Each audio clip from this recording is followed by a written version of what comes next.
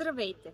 Днес ще ви разведем и с едно от най-силно енергийно заредените места в България, а именно Рупите и по-точно комплексът Ванга. Местността е защитена и привлича много туристи и нашенци от различни краища на страната. Тук в последните години от живота си живее българската пророчица Ванга, която е световно признат феномен по цял свят. Местност Рупите е разположена във вътрешната част на кратера на изгасналия вулкан Кожух, който е единственият на територията на България. Според баба Ванга, по тези земи са крачили представители на предишна цивилизация много преди хората да се появим на земята. Ужасна трагедия сложила край на тяхното съществуване. А кръстът, който виждате ето там, е направен по заръка на самата баба Ванга, за да се почитат хората, които са загинали заради вулкана. Кръстът е направен стъпаловидно и може да бъде изкачен, сякаш е пътят на Исус Христос към Голготата.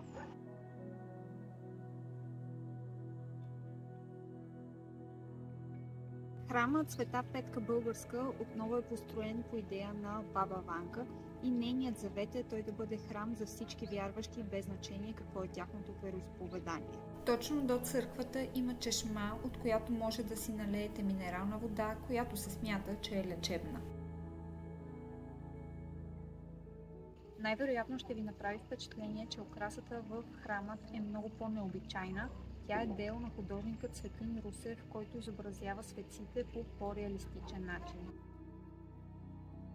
Местността, заедно с църквата, е част от 100 национални туристически обекта на Българския туристически съюз, така че не забравяйте да си вземете картата и да поискате своя печат.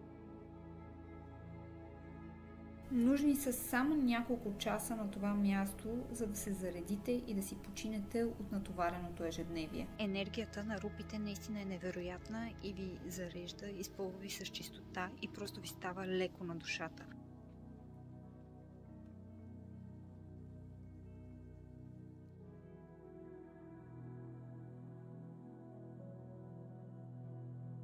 Пророчествата на баба Ванга до ден днешен предизвикват поводи за размисъл, а в миналото вярващи хора от цял свят са пътували хиляди километри само за да се срещнат с нея.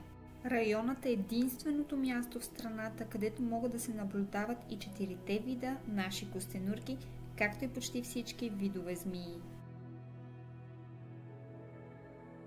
Срещат се и близо 201 вида птици, тъй като тук минава Вия Аристотелис, един от двата основни миграционни пътя на птиците.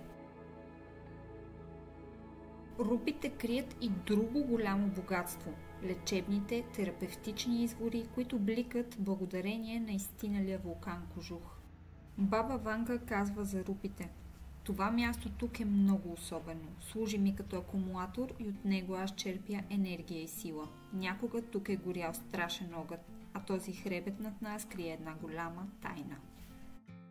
Родината ни е пълна с красиви места, които трябва да бъдат видени, но Рупите определено е нещо, което трябва да бъде начело в списъка ви. Цялата местност е обвита в мистичен ореол. От другата страна на вулкана Кожух са разположени останките на един от най-големите антични градове – Хераклея Синтика. Следващото ни приключение ще бъде именно там. Така че не забравяйте да се абонирате за канала, да харесате видеото и до следващия път!